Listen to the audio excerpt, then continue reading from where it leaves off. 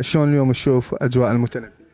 والله أجواء كلش حلوة، تراثية، ثقافية، بها أدباء وبها كتاب، بها شخصيات كلش حلو. حلوة. اليوم معك برنامج قصة ودرس، حلو، اريدك برنامج تحكي حلو. لنا شنو الموقف اللي صار بحياتك، قصة رواية احد روالك هذه القصة، او موقف انت صار وياك شخصيا بعائلتك بنفسك، منو وقف لك، منو ساندك، شلون؟ احكي لنا السلبي والايجابي.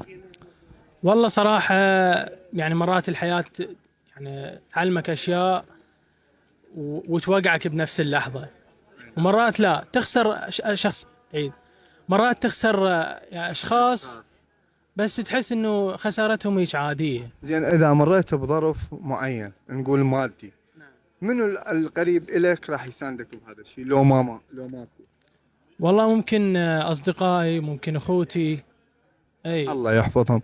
زين، السلبي اليوم اذا وقعت بشده وما حد وقف لك، ايش راح تاخذ موقف او ايش راح يكون تاثيره لك؟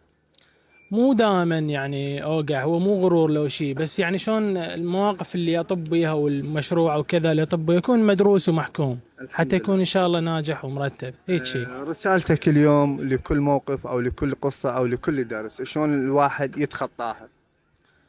والله بالنسبة للمواقف فممكن شخص بالاستمرار اكيد راح يتخطى، اما بالنسبة للقصص فتصير قصص عدة ومواضيع هواي عند الانسان، فلازم يعطي كل شيء حقه.